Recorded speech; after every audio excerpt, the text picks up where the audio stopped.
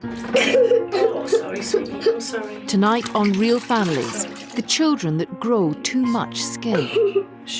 We asked her what she wanted for Christmas, and she said normal skin, and we had to sort of sit and explain that that wasn't going to ever be possible.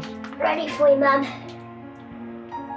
Two families battling a painful and incurable genetic condition that strikes one child in a million. When she was born, I was gutted. Everybody wants the perfect baby. She looked very odd. I came out like this. I don't know why.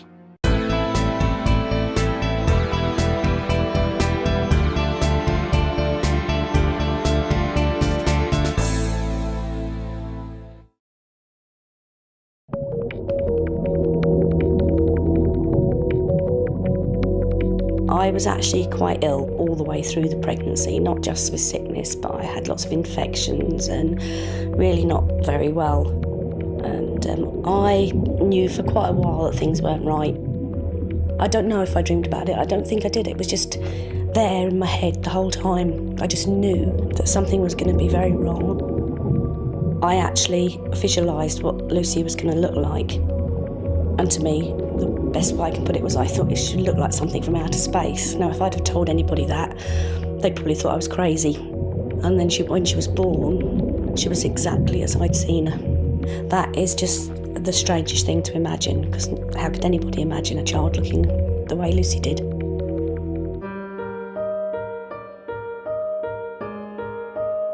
I saw Lucy before Jan did. Everybody went quiet. There was just a hush, and that's when Jan said, "Is there something wrong with my baby?" As they lifted her out, you could have dropped a needle on the floor and heard it. And I just sort of said, "What's wrong, what's wrong?" And they said there's something wrong with her skin. So they wrapped her up and showed her to me and Clive and then took her off to special care. A first reaction, oh my God, what have we done?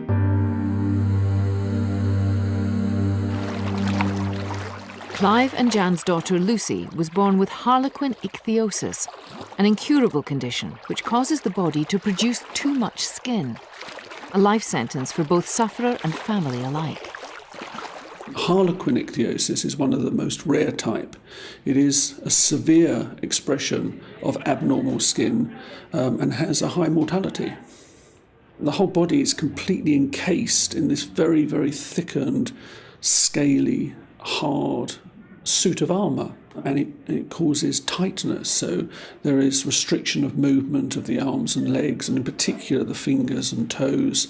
The face is very deformed, the eyelids are everted, ears are bound down, and the mouth is very tight because of the tight skin around it. It can be a very scary sight and a very worrying sight, particularly for parents. Immediately loved her right from the word go. The fact that she looked the way she did didn't change how we felt.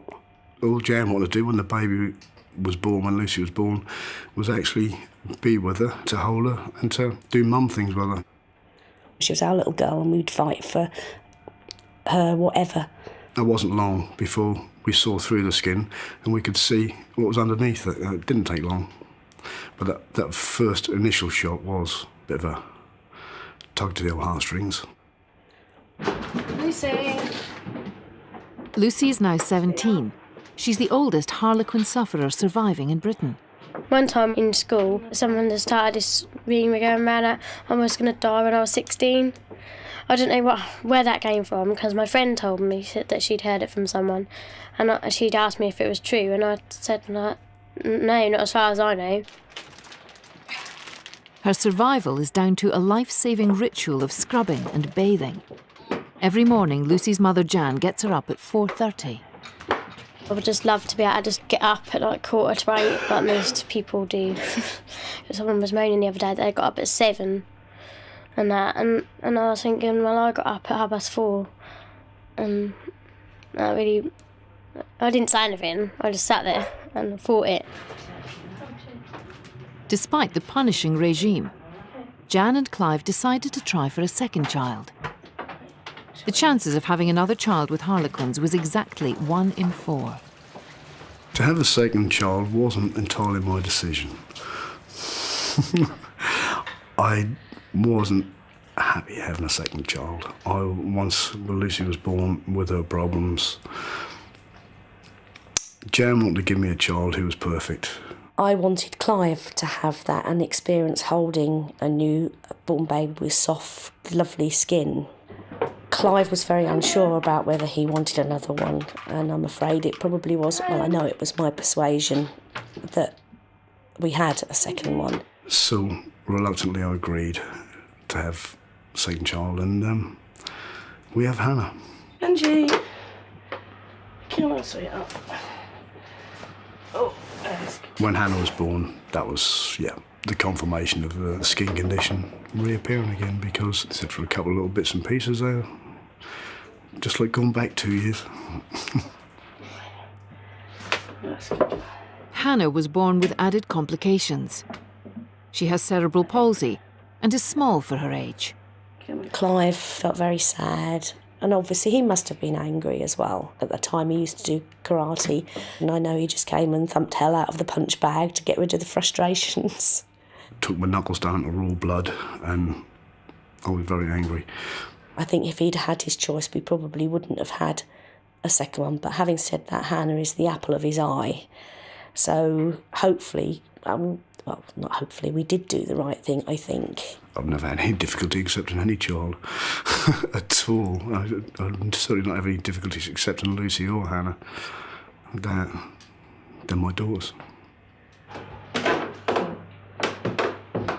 Overnight, Lucy and Hannah grow as much skin as a normal body would in 14 days. Every morning and every night, they have to bathe for up to 2 hours. The top layers of excess skin have to be rubbed off and softened to prevent it cracking and causing infection. This painful process began at birth. The night sister was amazing, and we actually used to have competitions to see who could peel off the most skin. Sounds quite but it was a way of getting through it.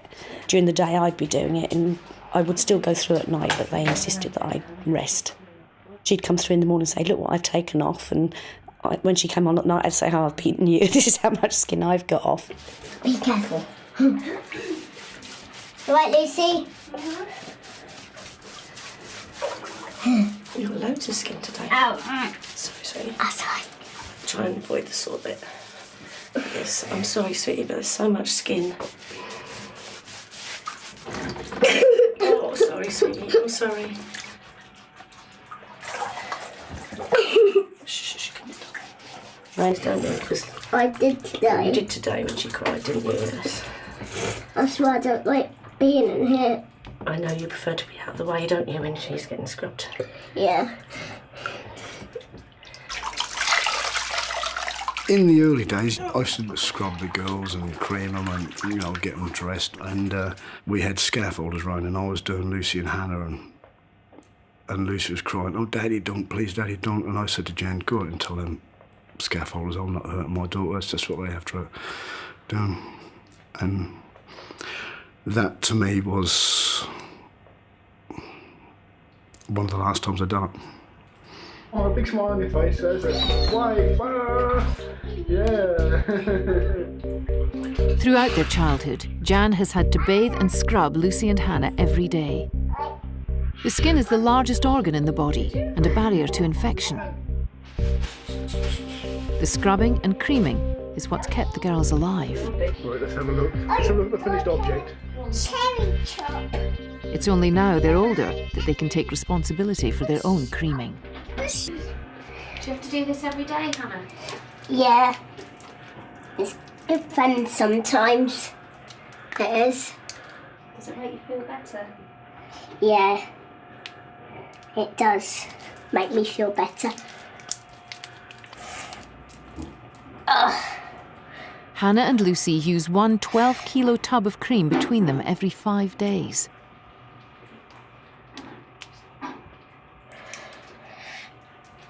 Oh. I always wonder, how come me and Lucy why did we have to be the ones with poorly skin? I'm always wondering that. I never asked Mum, but I always wonder it. It's in the mornings, in the afternoons, just before we go to bed.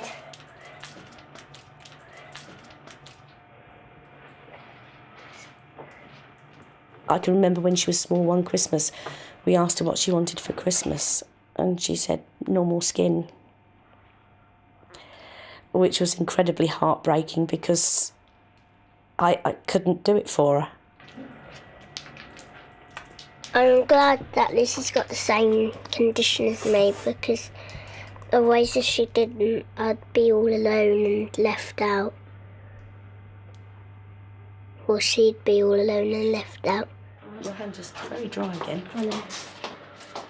Lucy has had to learn how to cope with being different.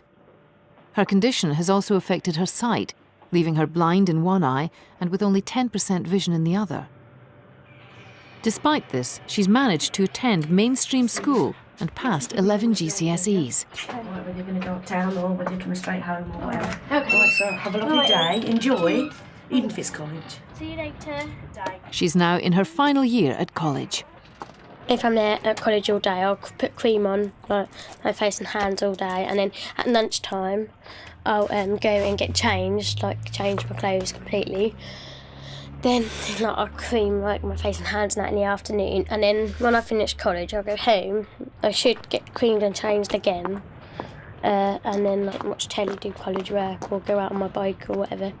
I tend to get ready for bed 8, half 8 really early, and sit upstairs in my room and that, and go to sleep about 10, half 10. And then my mum wakes me up when she goes to bed to cream again. I cream under all my clothes again, and then I get up again in the morning. Here are the cops of London town, hard-working, brave and true. At the moment, Lucy's studying childcare. She hopes to be a play assistant. Can you find the telephone? She's on her 2-day work placement, working with special needs children. One little girl says to me all the time that I've got grease and oil, and I'm like, no, it's cream. And another little girl, she says, Lucy, you'll be white, won't you, next year? And so I just say yes, because I think if I say no, she gets upset, and gets upset that I won't get better. Finished now? Yeah. Finished? Yeah. Yeah. The Betts family live in Bradwell, near Great Yarmouth. Their 2 daughters have an incurable skin disorder. Caring for them occupies Mum Jan's every waking moment. Her day starts at 4:30, bathing and creaming the 2 girls. The lotion they use means all clothing and bedding must be laundered daily. I strip the girls' beds off, stripping all the sheets, what pillowcases need to come off, and then they all go in the pink bags that we get provided with. I hate Monday mornings because it's rubbish day as well, so I've got all the rubbish to sort, and then the sheet man comes, as I call him, because I get delivered sheets via the hospital through social services. Social services also provide a carer for 9 hours a week to help with the girls, but the housework is left to Jan. A case of making them up again, which is 2 drawer sheets, a bottom sheet, pillows, and a top sheet, and that's on each bed. And I do that every single day. Oh, Hannah, look. Oh, wow. Lucy and Hannah are 2 of only 7 Harlequin sufferers in the UK. Being so unusual makes living an ordinary life difficult. Look, it's got a clown on it. I like to go shopping. It's my favourite thing. I like to go cinema. I tend to take my niece and nephew, Hannah, to the cinema. You can kiss me, you can hold me, but if you touch me, my hair, I will kill you. When I go into Yarmouth, because there's a lot of holiday makers, so I get a lot of people staring at me. I know. When I was at a shop once with my friends, this woman came in and she just suddenly said, "Does your skin hurt?" And I said yes. And then she said, "Oh, it hurts when you get sunburnt," because that happened to me last summer. Another woman came in with a child, and the child went, "No, look at her." And this woman again just turned around and said, "Oh, she's got sunburn." And my friend just turned around and said, "She ain't got sunburn, she's got something wrong with her skin." And she's like, "Oh yes." And then I went into the toilet and I could hear my friend, and they were talking about sunburn, and I heard my friend just yell at her, and she just was like, "She hasn't got sunburn." She just yelled at her, and it was really funny. I like that. Yeah. I just don't like the label because they scratch me. Hannah is coming a lot more aware now. She is realising that she is different to other people. Yeah. I told her the story that I used to think that I'd get better, and she's like, "But aren't we going to get better?" And I had to sit there and explain to Hannah, no, we're not getting better, and that confused her a little bit. Oh, I like the fluffy. Yeah, I like that.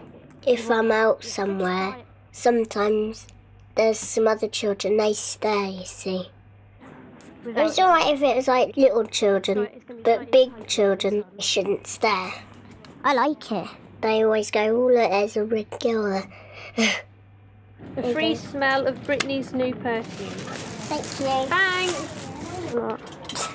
Why have they got holes in? It's no good. They're Can't pretend holes, Hannah. Pretend?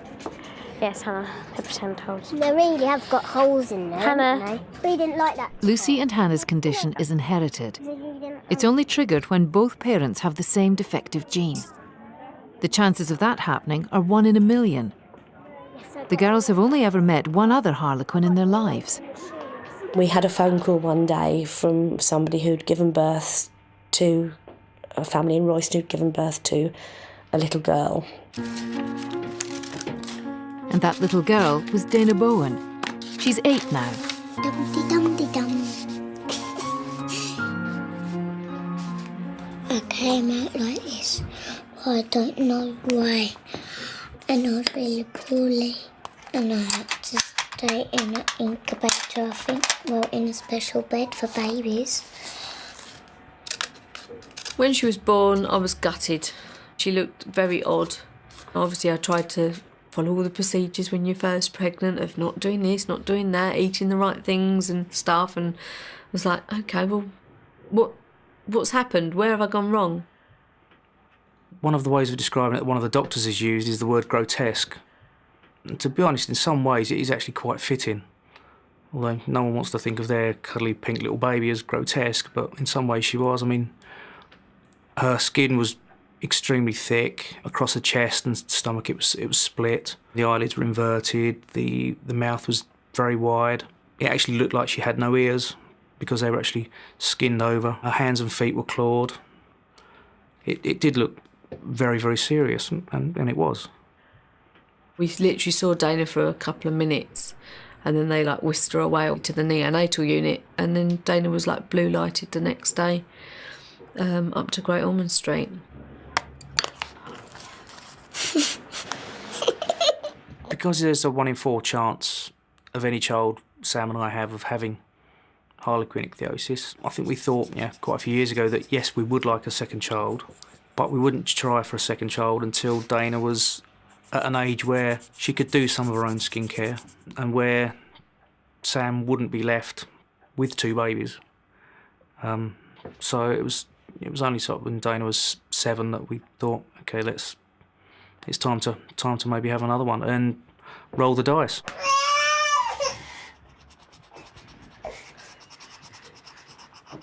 I think in your heart of hearts you do think, oh please let it be okay, not have the condition again.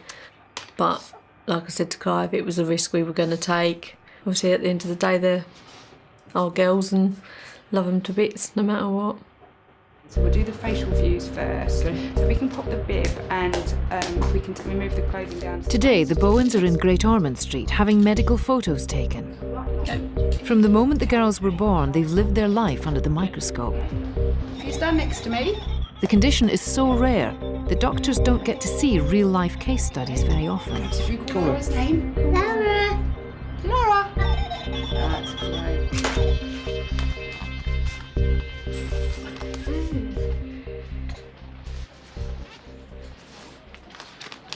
It's interesting because Harlequin babies are very different. One from the others, very, very different. But these two are uncannily similar.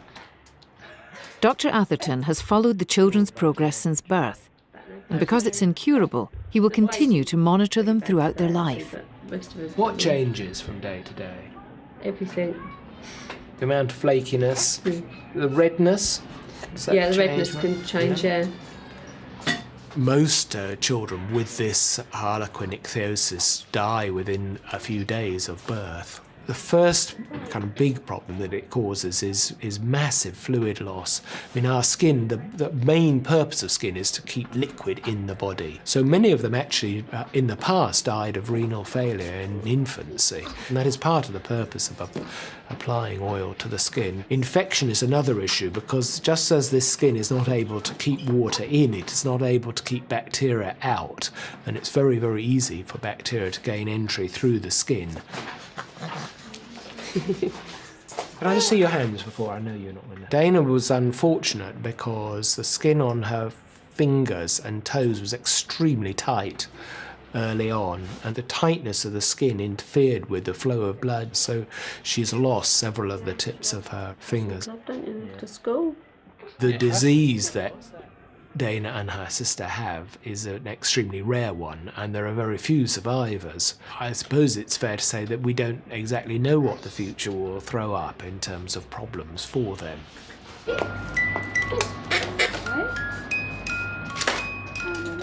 I used to think a long way ahead before Dana was born. Everything was mapped out, you know, even down to my retirement. Now Sam will tell you I'm lucky if I think a week ahead. We almost live for the moment. Yeah, every day's a bonus. I do still think about the future, and the more I think about it, the more difficult it will be.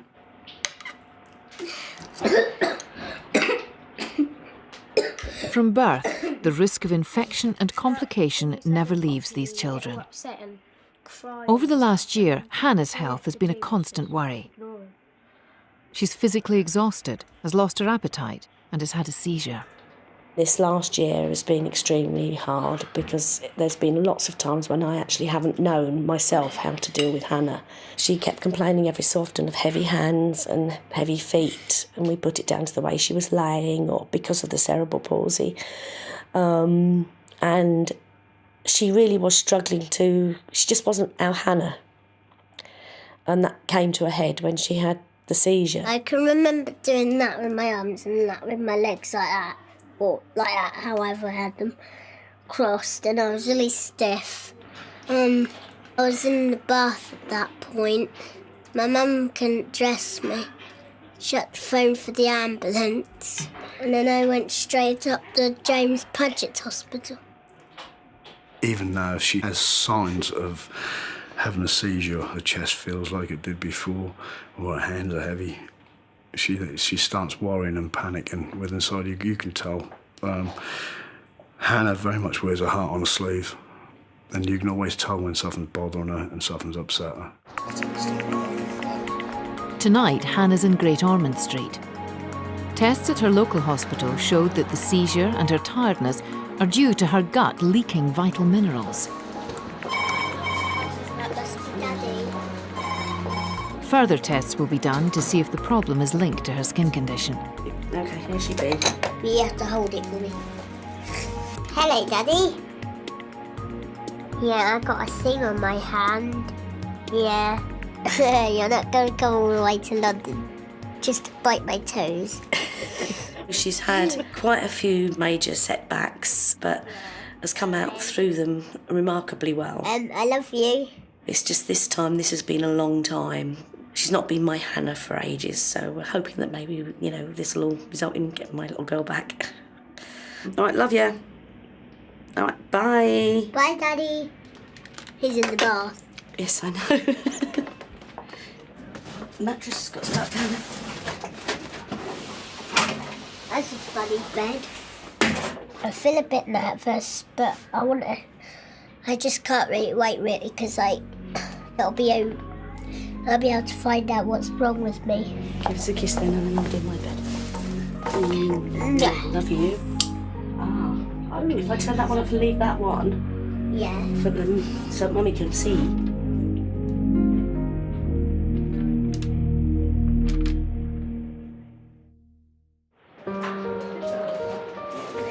I'm here, sweetheart. Don't wait. Hannah Betts is at Great Ormond Street Hospital for a week of tests. She's been unwell for the last 12 months, and doctors are trying to find out why. What do you want? Dr. Lindley is Hannah's consultant. Hannah's clearly very unusual even for a hospital like this, though clearly we have investigated large numbers of children with other ichthyosiform So I think one has to go into this with an open mind, knowing that we might turn up a complication of harlequin ichthyosis, or indeed we might find a problem with another gene, perhaps adjacent to or linked to harlequin ichthyosis. They're going to do a gastroscopy and a colonoscopy, which is a case of going up through her bottom into the bowel that way and down through her mouth to have a look in her tummy and the bowel. And then we'll do some biopsies as well. In the next 5 days, Hannah will be seen by numerous experts. As well as the problem with her gut, she's failing to grow properly. More tests will be done to detect why. I think this time we may get some answers because they're getting so many people to see her from every field. It's the most that's ever been sort of looked into, so it's all very encouraging. Hannah and her mum now have to wait until the results of all the tests come back. This could take a few months.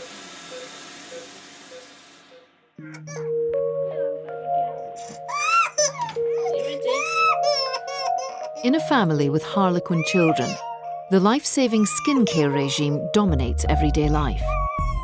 Sam has no help with the children, and the prospect of a family holiday is daunting. The family choose to stay close to home.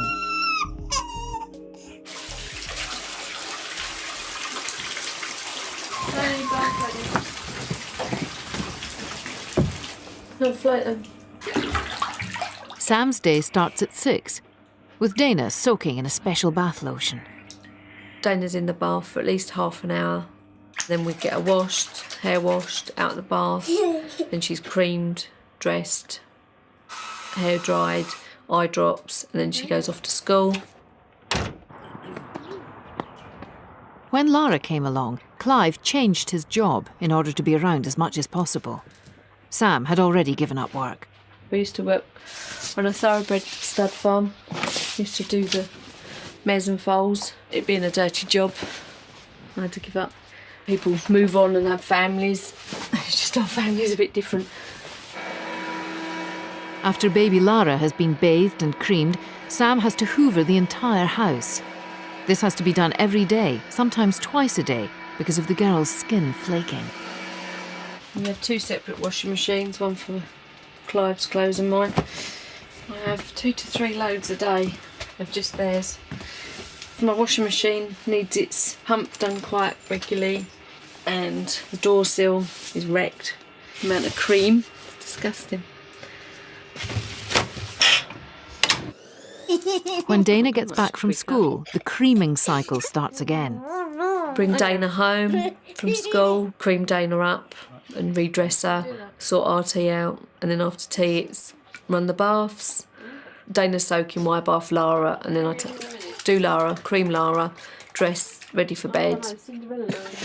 And then I redo the girls again about 11:30, 12 o'clock at night. They both get creamed. Dana might have another drink then, but Lara definitely has another bottle before she's settled for the night, ready for 6:30 again. Good night then. See you later.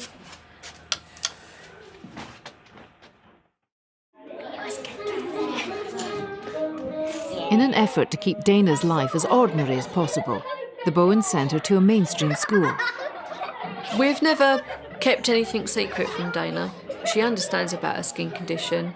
We try not to go on about it too much to her, but be blunt and just honest. You're different, you've got a skin condition, but a lot of other people have got other things wrong, like deaf or blind. You're special, but you're special to us, and these other people are special to their families. Colour this bit as well. No, let's colour that bit because it takes more longer. With disfigurement, I mean, a huge amount depends on the child's personality. Some children are just better able to cope than others. For the families, it depends really on them treating the child absolutely as normal.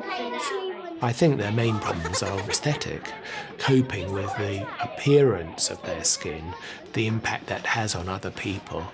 And of course, one would anticipate that that will be a very particular problem during adolescence.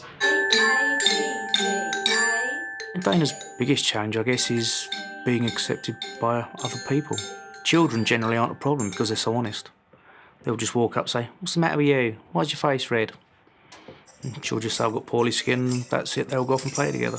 But she's now starting to notice that adults are staring, whispering, and I think I've just told her to ignore them or just stick the tongue out. We should have got a bike that goes like that, or a car that goes like that. Lucy and Hannah have survived and even thrived despite the odds. Today, Lucy's taking part in a 10-mile charity bike ride. But it's not without its hazards. Her eye condition is caused by the flaking of the skin behind the eyelid, which scratches the cornea. This has left her blind in one eye and with only 10% vision in the other. It's important for her to do it because I think, you know, she's overcome so many things, and this is another thing to, you know, that she's said, you know, blow my sight, I can still do it, I can still get on a bike, and that's why it's really nice that, I mean, there's always somebody with her, and this young lad that's biking with her, he's ever so good, and he tells her where all the bumps are, and be careful, you know, this sort of thing, so yeah, so it's really nice, but it's a bit of a worry.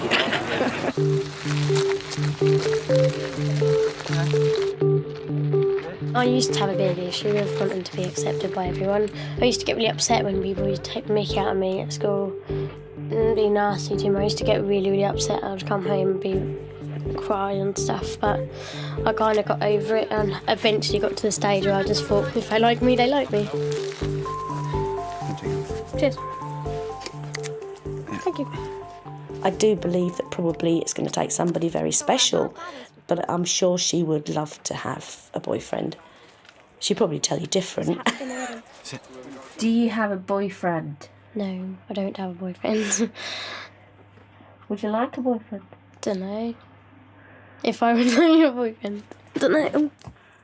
I hope there is somebody there who can see through the cream and the skin and see the girl underneath. I do think it's going to be a very difficult time for her. I think she does want to go out and clubbing and meeting boys and everything. And I think she's holding herself back. There's no reason why Lucy shouldn't have a normal relationship and have children.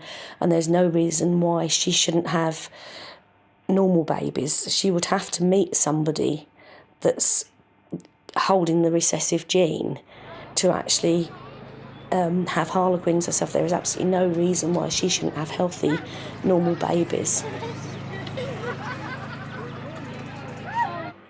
It's been 3 months since Hannah Betts went to Great Ormond Street for tests.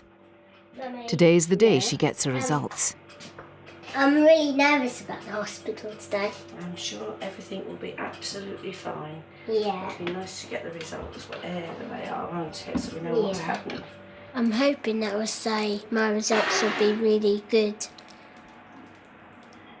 She's been going on about it for weeks, and as soon as May hit, I'm going to get my results this month, I'm going to get my results this month, and so it's been paramount on her mind. She's a natural warrior anyway. Yeah. She always worries every little thing. We keep telling her she'll be fine, and I think it'll be just nice to get it over and done with now, particularly for Hannah.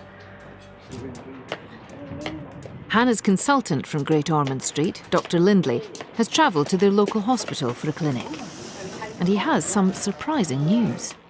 You want some answers from me, don't you? It'd be very nice, yes. There are easy answers and there are less easy answers. Right. All those tests of absorption we did were actually all quite normal. Right. But she's actually leaking much more magnesium from her kidneys. Oh, right.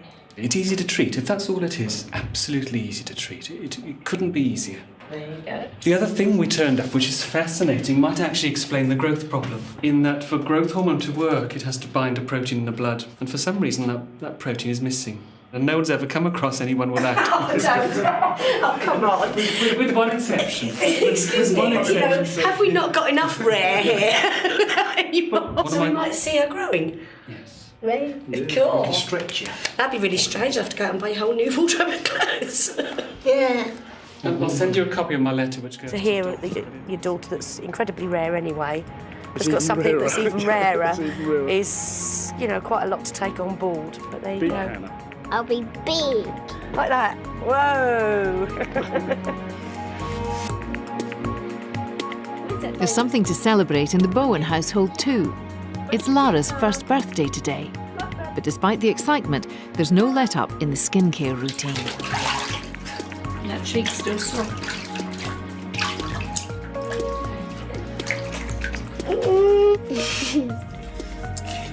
Are you excited?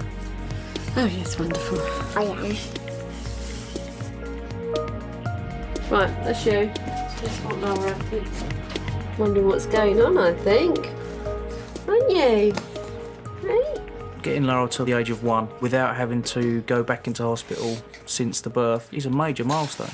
There's always the initial fear that they're not going to survive because they are extremely prone to picking up infections. Keeping both girls fully lathered up with cream really is key to their health. It'd be nice just to get them dressed in their party stuff and let them enjoy the day. But obviously, we've got to be cream, so we try and make it as easy as possible for them. Daddy downstairs. Granddad's down there. Yay! You smelly girl. Well then, Dana. Happy birthday to you. Happy birthday to you. Happy birthday, dear Laura. Happy birthday to you. You gonna blow it out for me?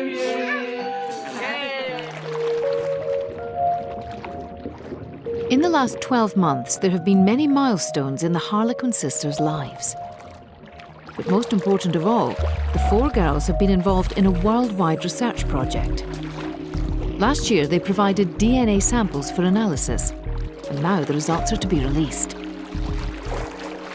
8 years on, Dana meets Hannah and Lucy again. This morning I was looking forward to see them too, because we haven't seen them for a long while.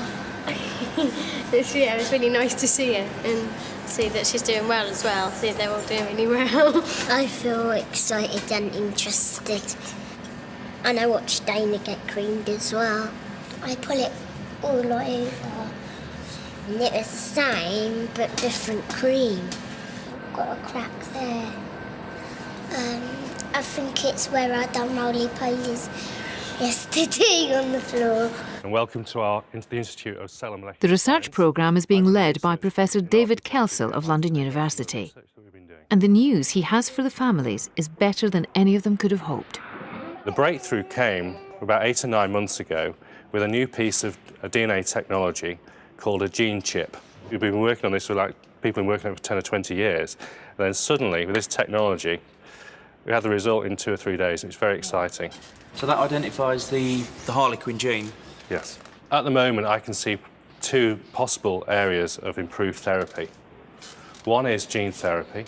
I would not hold my breath about gene therapy. So we're looking longer term. Longer term. But the other possibility is to actually work out which factor of the protein is actually involved in transporting from within the cell to outside. And if we can do that, I see no reason why those fats could not be added to your creams. So effectively, that would cut down the skin problem, or help I would have thought it would alleviate it. Yeah. It might mean that they'll be able to find something to add to your cream that hopefully will mean that your skin will improve. You good? Excuse me. Yes. Will my skin turn like that ever again? I'm not sure it will turn exactly like that. It might get pretty close to looking like that.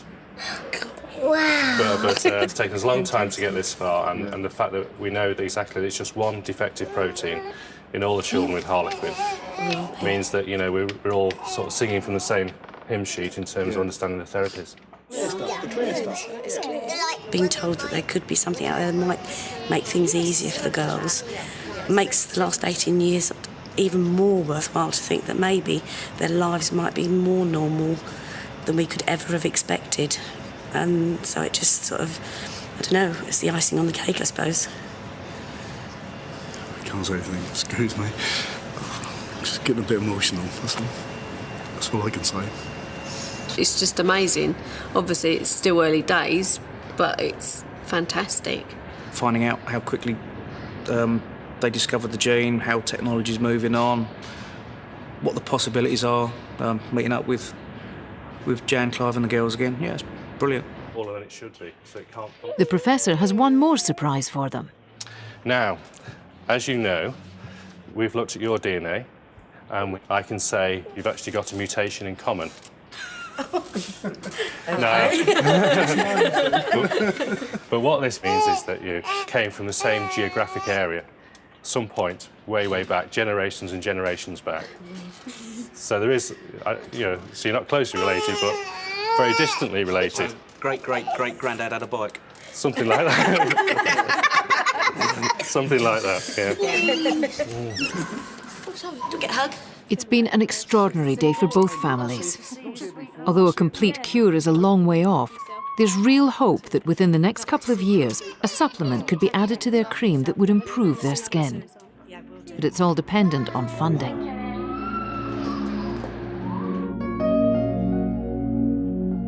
It's the eve of Lucy's 18th birthday.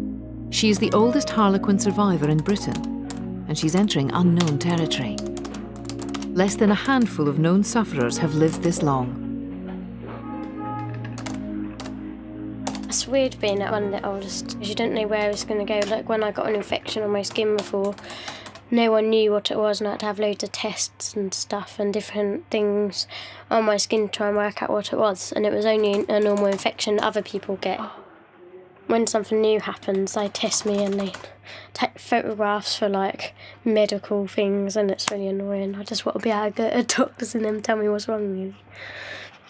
Lucy's birthday, and we're having a buffet to celebrate. And I'm excited. She's always my best friend. And I love her. The more I think about it, the more emotional I tend to become, because the last couple of days I really have been very emotional. I keep thinking of the day she was born. We didn't think she'd survive at all. She fought so hard, didn't she, right from the word go. She'd come into this world and there was no way she was going to do anything but stay.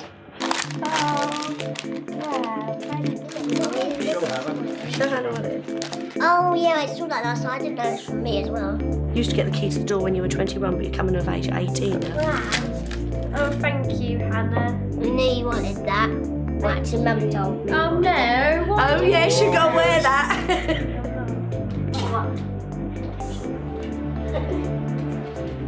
I'm proud of her. Yeah, very proud of her. Are you, babe? Now Lucy's 18, she can legally go to the pub.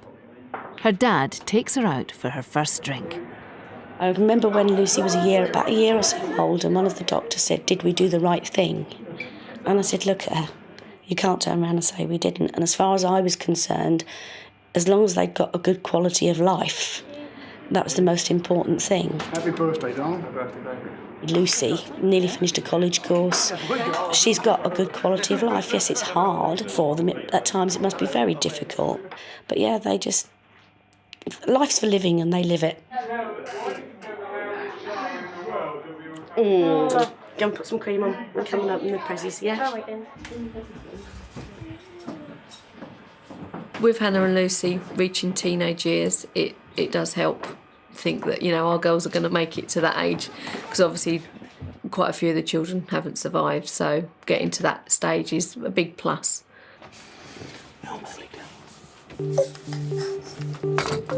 That one's Mary and that one's Jack. That's it, see, you could remember. Here are some keepsakes from my favourite ball.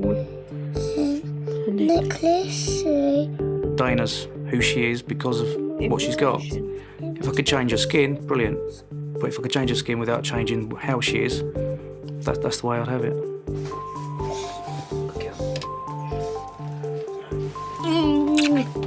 Cuddle. No. Okay. Sweet dreams. Lucy. Yeah. Have a kiss. Night. Night. See you in the morning. See you in the morning. Oh, my pen.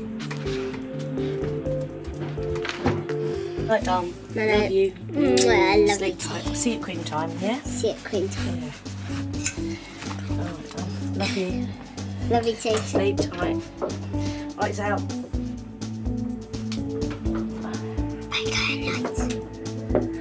Sit tight. Good night. The eating must have come in when she was about 7 or 8. Did you have a good time last night doing your thing? Used to steal fruit from the fruit bowl other people's food off their plates if they weren't watching. She would go down the bins.